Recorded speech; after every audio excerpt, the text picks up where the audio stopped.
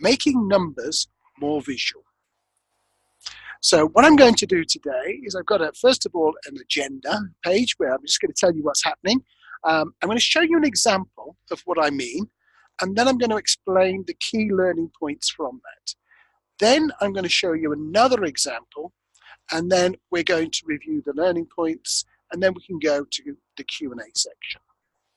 So here is some data, and I've downloaded this data from the ITU mobile phone site, which talks about the number of mobile phones per 100 people in each of these countries. So I've got a selection of countries on the left-hand side. We have data from 2010 to 2017, and every one of those cells tells us how many mobile phones there were per 100 people in each of those years for each of those countries. And it is really, really hard to see anything interesting in that data. So the very simple thing we can do is we can hide the decimal places. We're not going to remove the decimal places. They're useful for accuracy, but they're not useful visually. So we simply ask Excel not to display the decimal places. And I've created a recording of how to do that, and recording of some of the later steps, and those will be available afterwards too, so that you can see a step-by-step of how to go through those processes. So the first thing we do, we go down to no decimal places, and all of a sudden, the numbers start to make sense. If there are 3 digits, like for Australia in 2010, we know there's quite a lot of phones. If there are only 2 digits, like Cambodia in 2010, there are not so many phones. And if we go down that column to Myanmar in 2010, only 1 digit, hardly any phones. So without even having to read the numbers, the number of digits in the number now starts to tell us something. And that's what I mean by making numbers visual.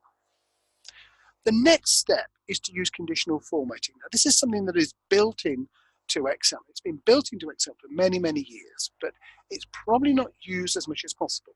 I select all those numbers and one of the different options for conditional formatting. I like this particular option because it doesn't use a lot of color.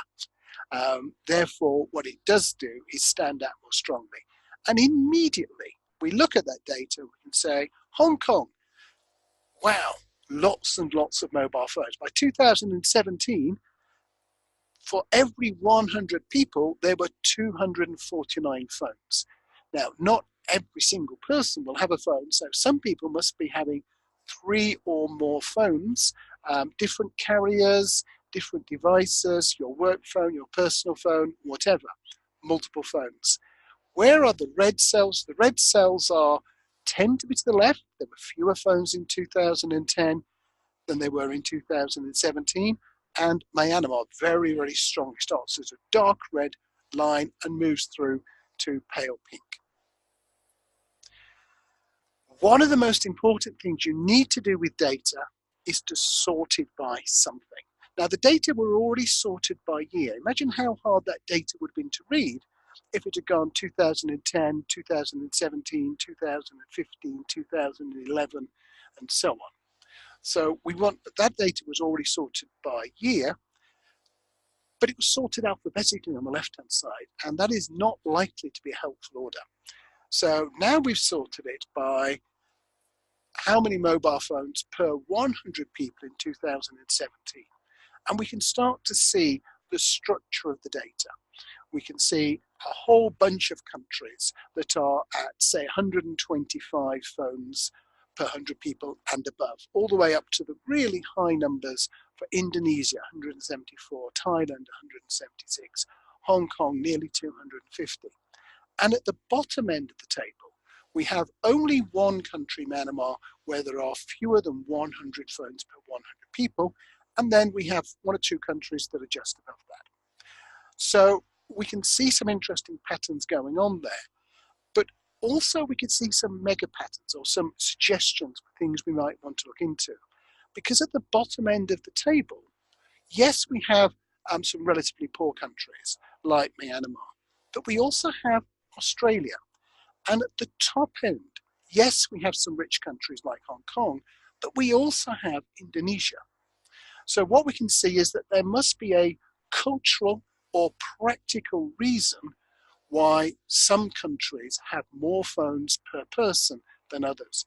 In Australia, where there is the income, we only see 113 phones per 100 people. So most people have a single mobile phone. By the time we get to Indonesia, 174 phones, most people who've got a phone have got two or more phones. So some really quite striking patterns that suggest stories that are worth investigating. Now, another way that we can make data easier to see is we can use an index. An index means that we pick a particular year, and I'm going to pick 2010, and set that as 100. And then once we've done that, we can express all the other years as numbers like that. So if we take the top row of this matrix, Australia, we've taken the 102 phones per 100 people as being 100. If we do that, then the number in 2011 would be 104. That's a 4% increase on 2010. With index numbers, you simply subtract 100, and then you can express that number as percentage increase. And if we follow along that top line, by 2017, Australia had an 11% increase in the number of phones. If we go down to the next row, Cambodia, it had 57 phones per 100 people in 2010. Let's call that 100. By 2011, the following year, a 66% increase. The following year, it has gone up to 127% increase from 2010. And then if we look at the data, it becomes relatively flat, tapering off slightly in 2017. So by 2017, there were 104% more phones in Cambodia than they were in 2010. So that's why we use indices. It allows us to compare countries against each other and over time. But of course, this data could be made a lot more accessible if we sort the data, and I've sorted it by the index value in 2017, and we use color coding. The color coding tells us that in 2010, there were fewer phones. We already knew that, but it's confirmation. We can see that Australia, Singapore, Vietnam have changed very little over the years 2010 to 2017. They've increased, between Vietnam, which has got exactly the same number as it had previously, which is 126 phones per 100 people, to Malaysia and Australia having an 11% increase from before. So these things are really quite visual now, and up at the top end, we see these colossal increases from Myanmar. Now, one thing that I would say as a note of warning with these sort of numbers is you could take 7586, that top right-hand cell from Myanmar, subtract 100 and say it's gone up 7,486%. That's pretty unsafe because we started off with such a small number that by the time you scale it up, it becomes really wobbly. So what we need to do is to perhaps say it's gone up by 7,000 to 8,000%. That becomes a lot more reliable as an interpretation, and those sort of numbers make more sense. If I start telling you numbers like the 486 and 7,486, I'm taking your attention away from the important thing. The important thing is it's gone up by 7,000 or 8,000%, an enormous increase. Now we can also show things graphically, and charts are much clearer than numbers for most people. They're not clearer than numbers for everybody, but they are clearer than numbers for most people. We still want to sort the data, just like we did with those tables. So we have Hong Kong at the top, standing out well above all the others, Thailand, Indonesia. But although charts are clearer, they show less data. So that is the trade-off we make when we use charts. Every infographic, every visualization is likely to show less data, less information than numbers would do, but it will show it more clearly. So you need to make choices. And if we are just interested in the position in 2017, this chart would be considerably better than the table of numbers. But if we want to see patterns over time, we have to look for something that's a bit of a compromise. So let's just review those points. Hide unnecessary decimal places. Now I say hide them because you really do not want to delete them. When you come to do further analysis, you will need that accuracy. Use color coding. Sort the data. Use indices or indexes. And remember that charts are clearer, but they show less information. So let's just do that again, but with some data that's more like market research data. Here is a typical agree-disagree scale, percentage agreeing. So we've got beautiful, cheap, friendly, sexy, strong, traditional. Aha, we say to ourselves, alphabetical order. That's probably the order they were on the questionnaire in. And we have this data for brand one, and we've got 2 decimal places. Well, we can make it a little bit easier by removing the decimal places. There's actually a really good reason for that as well. Not only does it make the numbers visually easier to understand, but if we've collected, say, 1,000 responses, those percentages are accurate plus or minus 3%. Well, if they're only accurate plus or minus 3%, that decimal place is wobbling all over the place. You really don't want people looking at it. So let's just display it with no decimal places. Then we will use the color coding, and we can see that friendly is the strongest characteristic for brand one and that beautiful is the least characteristic for brand one. So that's helpful. But we need to sort them.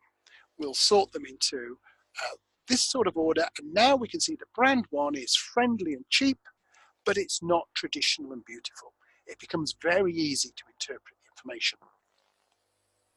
Similarly, if we're charting the data, we're going to do the same processes. We're going to remove the decimal places, we're going to sort the data, and now we get this nice, clear, strong picture. Of course, we wouldn't normally have just one brand. We would have multiple brands across multiple attributes. So let's have a look at that sort of data. And we go through the same sort of processes. We remove the decimal places. We use the color coding. And now we do something called diagonalization. That is 2-dimensional sorting. We've sorted the rows and we've sorted the columns. And now, without doing cluster analysis, without doing factor analysis, without doing any advanced analysis, just using color coding and sorting the rows and columns, we can see that there are essentially 2 groups of brands. One group, brands 4, 2, 5, and 3, are sexy, beautiful, and traditional, because that's where the green cells are for those. And the other group, 6, 7, and 1, are friendly and cheap, because that's where the green cells are. So without doing any advanced analytics, just looking at the data, making the numbers more visual, which is the topic of this webinar, we have made the data so much easier to see. So just review that process. Hide the unnecessary decimal places. Don't delete them, hide them. Use color coding. Sort the data, and 2-dimensional sorting is called diagonalization, and it's something you're going to want to do a lot of the time. We'll come back to it in another webinar. You can do it mathematically, but frankly, you can do it visually. Once you've color coded those rows, you can just drag them around and you will find the right pattern. And we're going to remember that charts are clearer, but they show less information. So as I mentioned before, I've recorded myself creating both of those sets of matrices, one with decimals, colors, and sorting, and one using indices. They will be available along with the recordings today, and you might want to look at those if you just need reminding on how to do some of those things, particularly maybe the indices. So thank you very much. I hope you'll follow me on Twitter and LinkedIn.